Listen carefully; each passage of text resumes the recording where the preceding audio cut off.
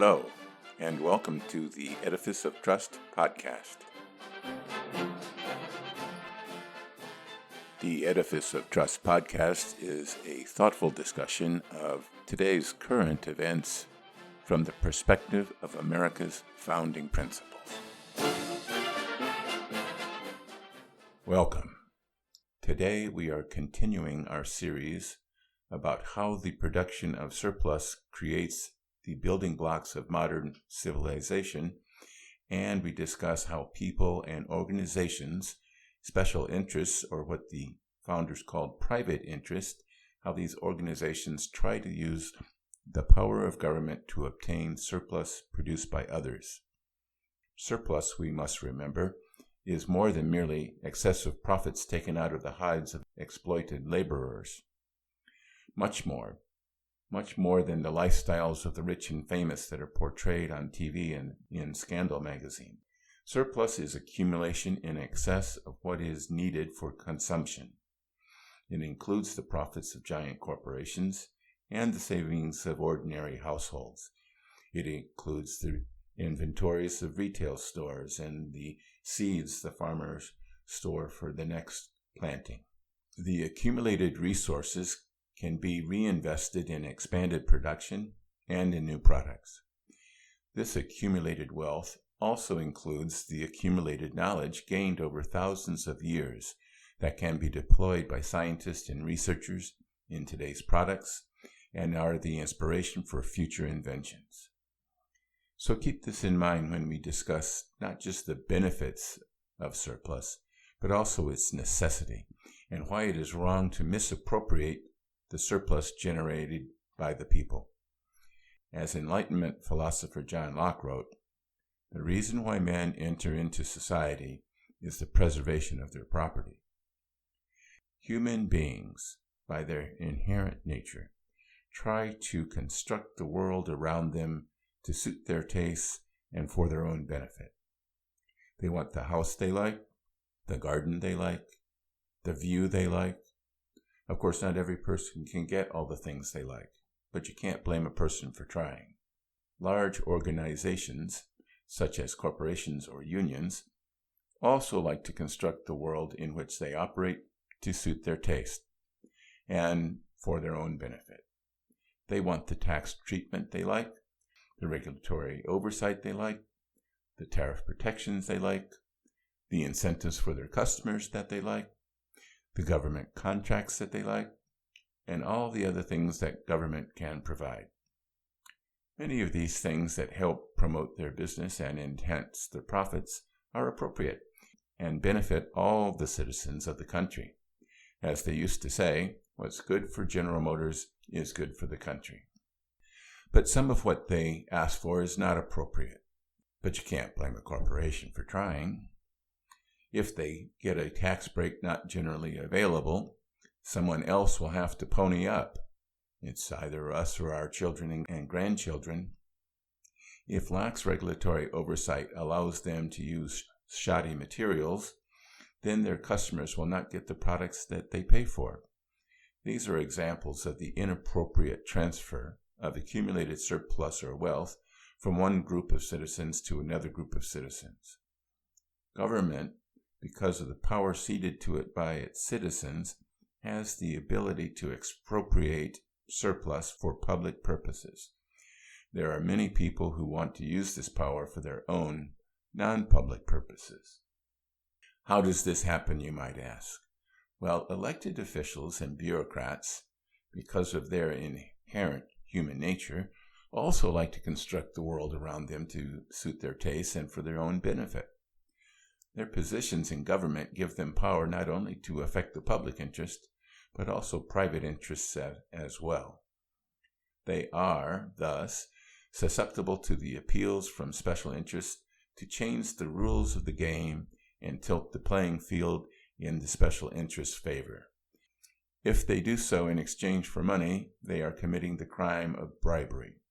Other forms of illicit enrichment, such as luxurious gifts or travel, are also illegal and subject to criminal or civil penalties.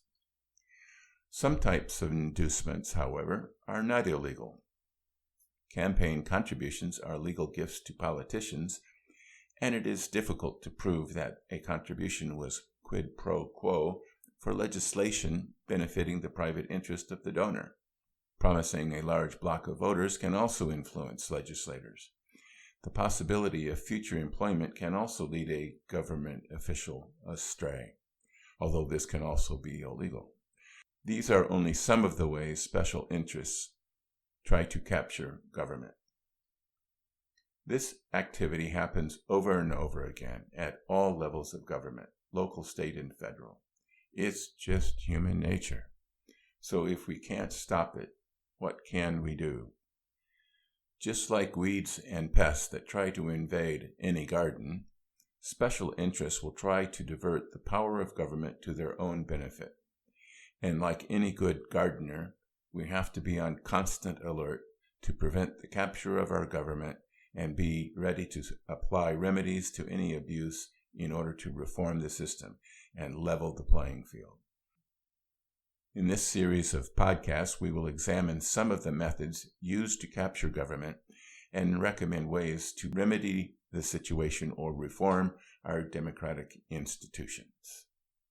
One warning signal of an attempt to capture government or another institution of democracy is complexity. The Constitution of the United States, including the amendments, contains 7,591 words. If the most important government document in the world, at least in my opinion, can encompass the entire scope of government in 7,591 words, why did the Affordable Care Act, Obamacare, need 381,517 words, along with 11.6 million words of implementing regulations?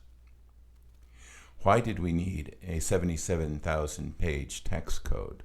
All this complexity is needed to address the petitions of the special interests. Some of these special interests have a legitimate claim for special treatment.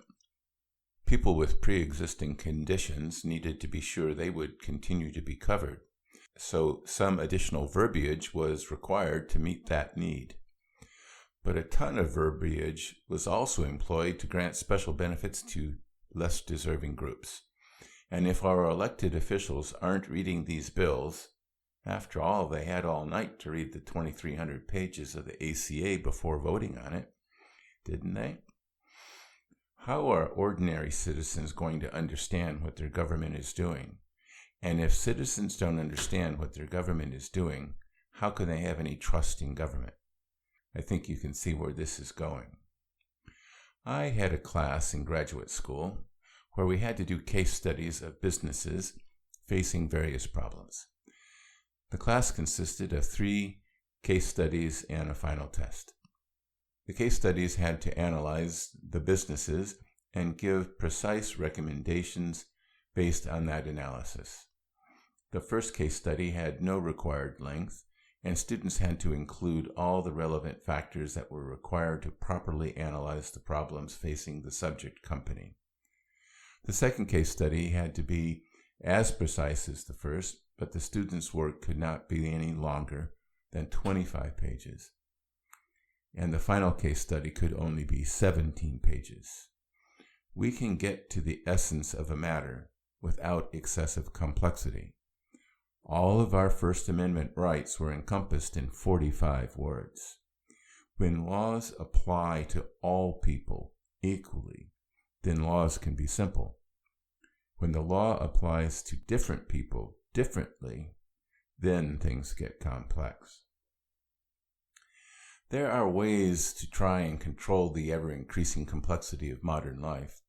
We could limit the length of legislation. More importantly, legislation could put a limit on the length of the implementing regulations.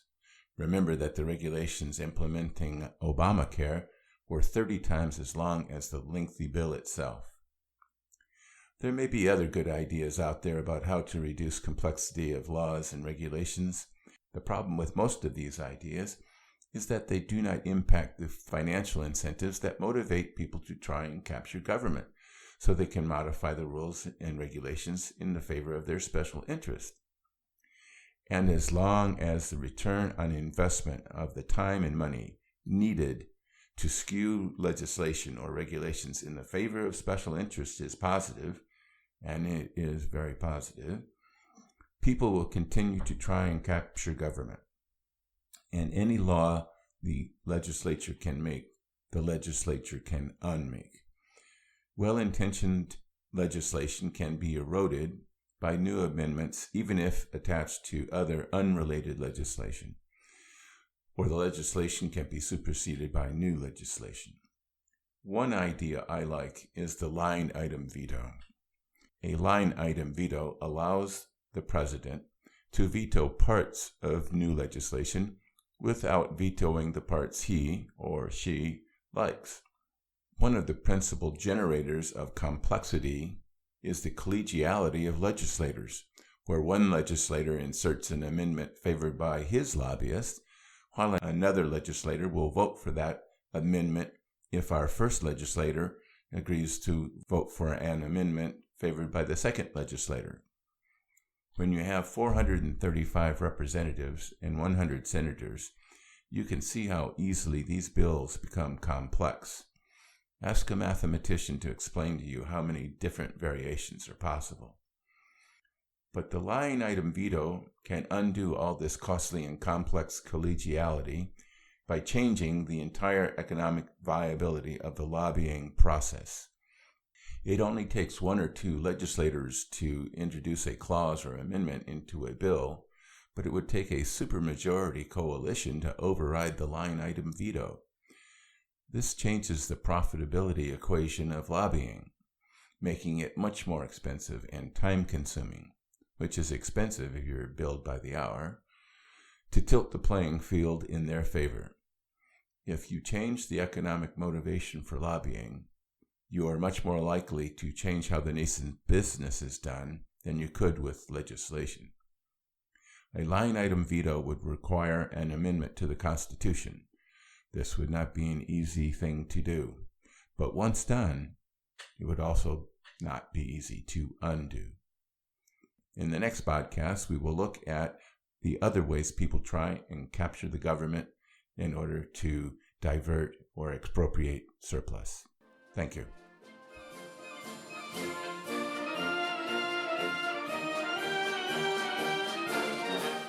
Don't forget, my latest book, 2017, A Trumpian Year in Review, is now available in paperback and ebook versions on Amazon, Barnes & Noble, and iBooks. Also available are my previous publications, Principled Policy and Edifice of Trust. And if you want some adventure, try my novel, Tawantinsuyu. More information on these books, plus links to retail outlets, is available on my website, www.edificeoftrust.com. Thank you. Welcome back. So the problem with attempts to capture government for the benefit of private interest or special interests is that it's just human nature. And it is difficult to stop such attempts because lobbying the government, which the founders called petitioning, is protected in the First Amendment. And campaign contributions are also protected as free speech. Lobbying the government is a necessary right of the people, but like any right, it can be abused. Maybe over time, human nature will change, but that's a slow process. In the meantime, our only recourse is constant vigilance. Thank you.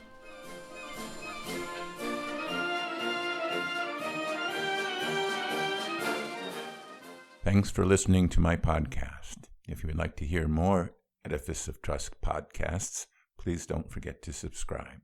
Thank you.